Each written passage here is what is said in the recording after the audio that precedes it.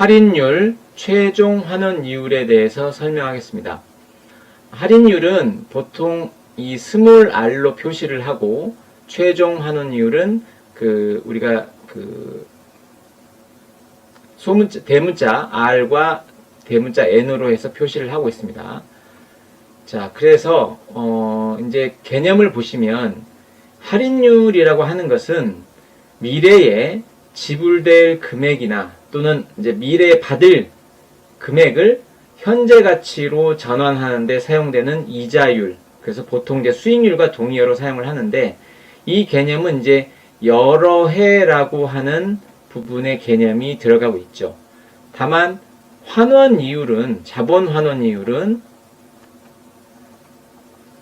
한 해 또는 평균의 개념이 되겠죠. 그래서 이 자본 환원 이율과 할인율은 서로 다른 개념이다. 그래서 얘는 직접 환원법에서 사용하는 부분이고, 이 할인율은 우리가 얘기하는 DCF, 할인현금 수지 분석법에서 적용되는 그런 보유 기간 동안의 소득을, NOI를 할인하는 현재 가치로 만드는 이자율의 개념이 되겠습니다.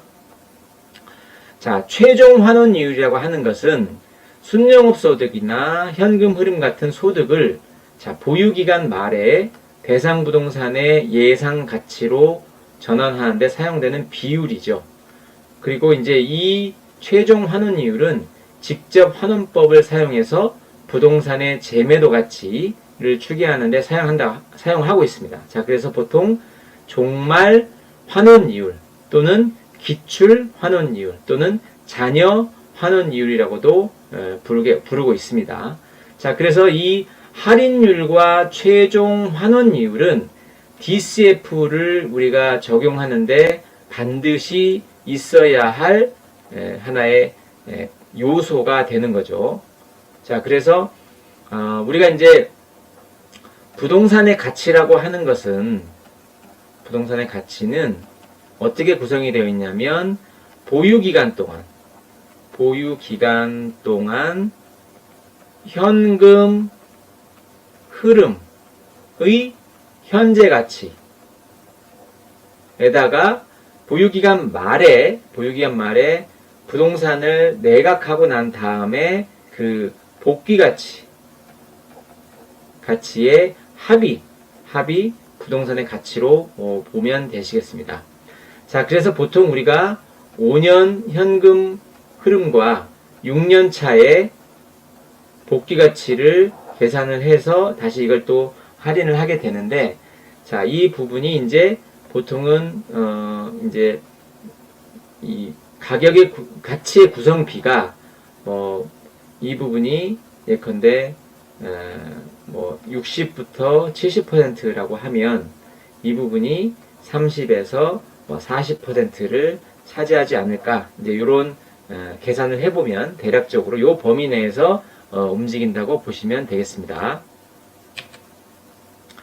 자, 그래서 이제 어느 때 할인율이 적용이 되고 최종 환원 이율은 어느 때 적용이 되는가를 이 간단한 DCF에서 보시면 이렇게 NOI를 매 기간 동안의 NOI를 현재 가치로 만들어내는 부분이 이 할인율의 개념이 되겠습니다. 자, 그래서 이 할인율은 요런 때에 사용이 되는 것이고, 최종 환원 이율, 즉 터미널 캡 레이트는 이렇게 6년 차의 NOI를 나누는, 즉 직접 환원법으로 나누는 부분으로 했을 때 이 부분이 예컨대 7.5%다.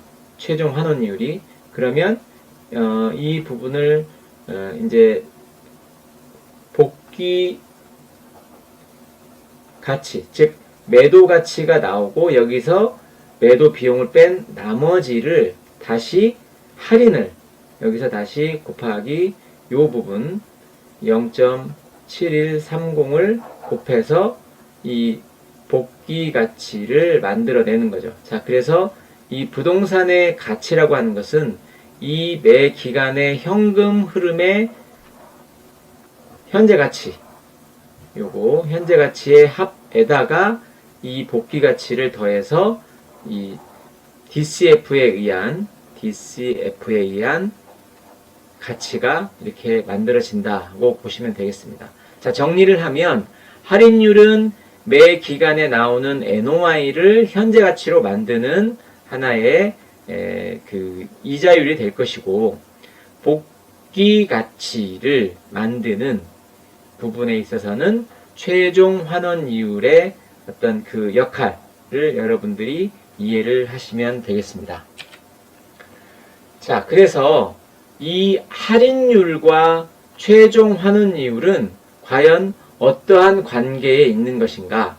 자, 만약에 할인율보다 최종 환원율이 크다고 하는 것은, 자, 여러분들이 직접 환원법을 여러분들이 생각을 해 보시면 이 개념이죠. 이 개념인데,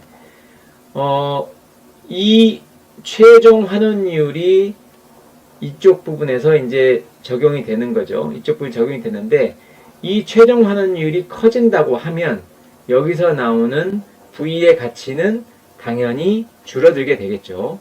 자, 반대로 이 최종 환원이율이, 여기서 최종 환원이율이 복귀 가치를 만든 최종 환원이율이요, 이죠. 이 부분이 적다면 결국 이 V에 해당하는 부분은 상승할 수밖에 없는 그런 구조가 되는 거죠. 자, 그래서 일반적인 경우라고 하면 이 할인율과 이 최종 환원이율은 이러한, 즉 최종 환원이율은 보통 6년 차의 NOI를 환원을 하는 거기 때문에, 자, 현재 시점 1년 차의 말에서 6년 차의 그 NOI를 추정을 하는 것이기 때문에 이거는 불확실한 미래죠. 자, 불확실한 미래이기 때문에 기본적으로는 이 그러니까 할인율보다는 최종 환원이율이 클 수밖에 없습니다. 적어도 이 할인율과 최종 환원이율은 같은 수준에서 결정될 가능성이 있죠. 적어도 최소. 즉 가장 합리적인 부분은 불확실한 미래를 반영해야 되기 때문에 할인율보다는 최종 환원이율이 커야 된다 하는 부분이 이론적으로 맞는 것이고, 자, 상대적으로 부동산의 가치의 상승이 예상되는데 이게 불확실한 미래보다 더 확실하다고 예상이 된다고 하면 이 할인율보다는 최종 환원이율이, 터미널 캡레이트이 낮을 수도 있다는 것이죠. 즉 어떤 지역에 국지적으로 봤을 때 그 부동산의 가치의 상승이 굉장히 예상이 된다고 하면 그 부분을 반영을 해줘야 되기 때문에 이 최종 환원이율의 적용이 할인율보다는 낮을 수도 있다고 보시면 될 것 같습니다.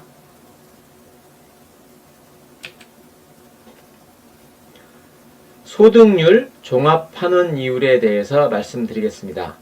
자, 소득률이라고 하는 것은 부동산 가치에 대한 한 해의 소득을 반영하는 비율, 즉 종합환원이율, 지분환원이율, 부채환원이율, 현금 흐름 비율이라고도 이렇게 얘기를 하고 있습니다. 즉 한 해의 소득을 반영하는 비율이기 때문에 할인율, 즉 여러 해를 기초로 해서 만들어지는 그런 할인율과는 다른 개념이죠. 즉 이자율과는 다른 개념이고, 또는 내부 수익률, 즉 IRR과는, 소득률과는 다른 개념이다, 이렇게 보시면 될 것 같습니다.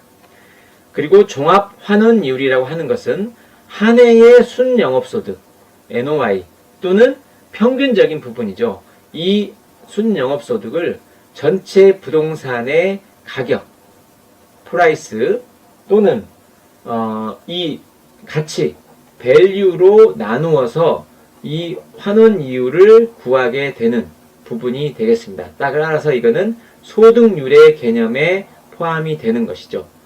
또한 지분 환원 이율이라고 하는 것은 이 에쿼티라고 하는 부분이죠.